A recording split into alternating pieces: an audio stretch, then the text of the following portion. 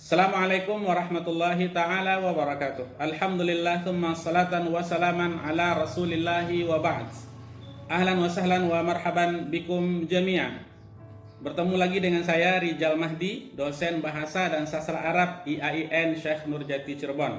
Pada kesempatan kali ini kita bertemu di mata kuliah Kritik Sastra atau yang disebut di dalam bahasa Arab dengan istilah Naqdul Adab atau An-Naqd Al-Adabi. Ini ada dua istilah di dalam pembahasan ini.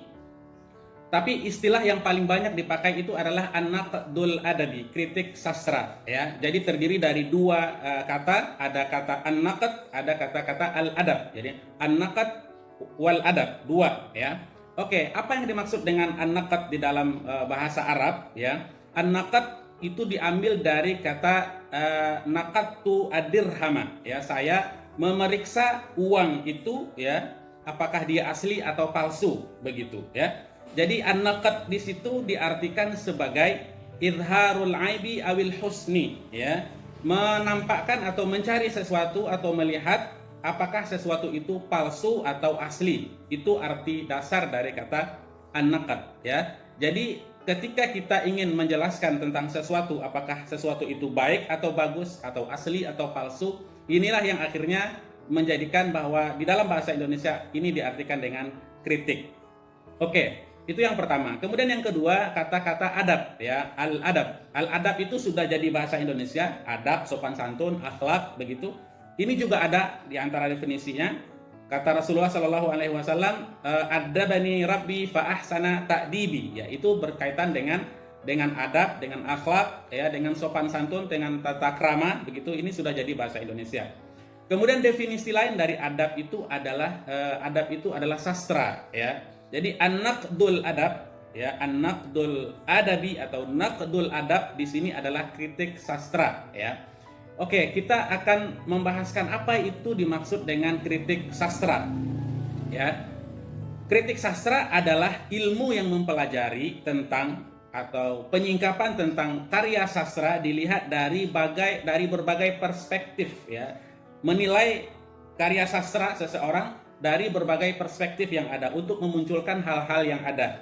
Ya, di antaranya adalah melihat nilai-nilai estetikanya. Tapi sebelum ke situ, saya ingin menjelaskan bahwa produk karya sastra itu sangat banyak sekali ya.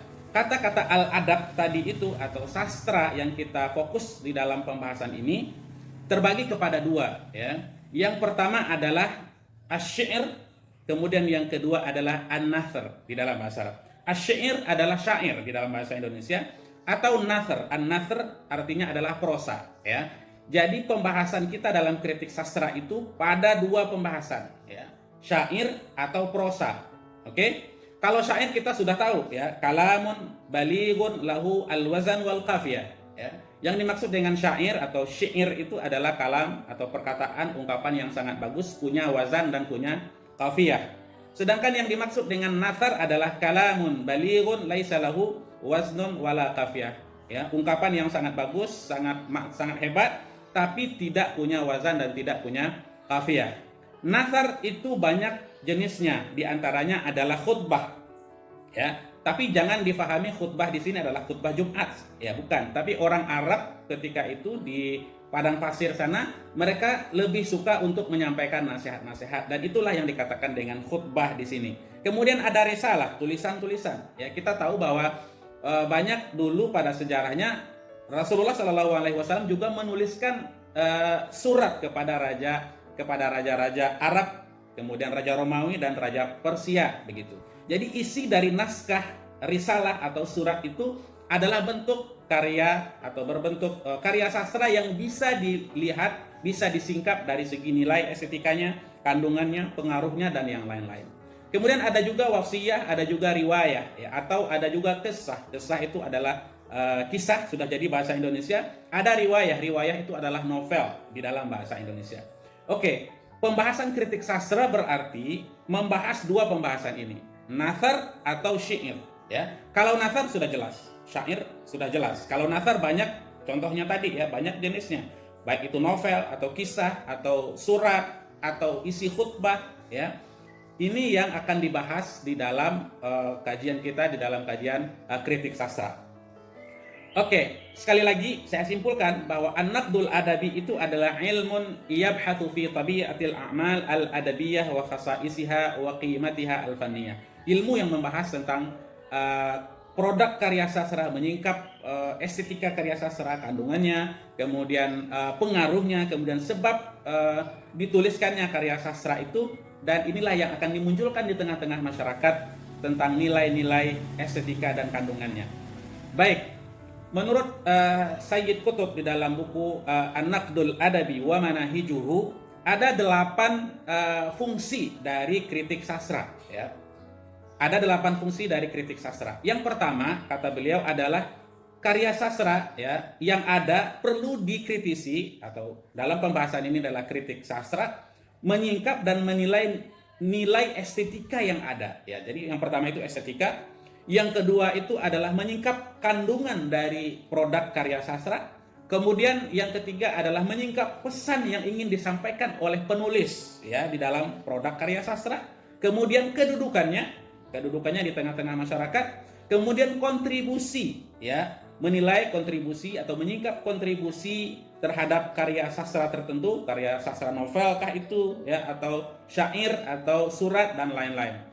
Kemudian juga menyingkap tentang pengaruh, ya, pengaruh dari karya sastra. Apakah karya sastra itu memberikan dampak di tengah-tengah masyarakat atau tidak. Kemudian kritik sastra juga memberikan penilaian tentang penulis karya sastra, kemudian unsur-unsur pendukung dari karya sastra itu. Yang dimaksud dengan unsur pendukung di sini adalah apa saja motivasi dan inspirasi terbitnya atau terciptanya atau dituliskannya sebuah karya sastra di tengah-tengah masyarakat. Oke, bagian yang kedua adalah tentang tokoh-tokoh kritikus sastra, ya. Oke, saya bagi dua dalam pembahasan ini, ya. Ada karya sastra klasik atau kuno, ya, itu pada zaman jahiliyah sebelum Nabi, kemudian zaman Nabi, kemudian zaman sahabat, sampai pada dinasti Abbasiyah. Itu semua dianggap dengan sastra kuno atau sastra klasik. Yang kedua, ya, adalah kritikus sastra di zaman modern, ya, pada abad 19-20-an ini, ya. Oke, yang pertama tentang tokoh kritikus sastra pada zaman modern, pada zaman klasik terlebih dahulu, ya. Di antaranya adalah Muhammad bin Salam, ya, Al-Jumahi, ya. Beliau punya buku namanya Tabaqat Fuhulis Syu'ara, ya. Kemudian ada juga tokoh lain, Ibnu Qutaibah, ya. Beliau punya buku kritik sastra dengan judul Asy-Syi'r Wasyu'ara, ya. Syair dan para penyair kalau di dalam bahasa Indonesia. Ada juga Ibnul Mu'taz, ya. Karya sastranya berjudul Tabaqat Asy-Syu'ara. Kemudian ada juga Ibnu Tabataba, ya. Karya kritik sastranya adalah Iyarus Syi'r. Kemudian ada juga tokoh lain yaitu Al-Qadhi Al-Jurjani, punya buku namanya Al-Wisatah Baina Al-Mutanabbi wa Khusumihi. Oke. Dari sekian banyak tokoh-tokoh kritik atau kritikus sastra yang ada pada zaman klasik itu, inilah di antara mereka yang sangat populer dan sangat terkenal, yang buku-bukunya sampai saat ini sampai kepada kita, ya.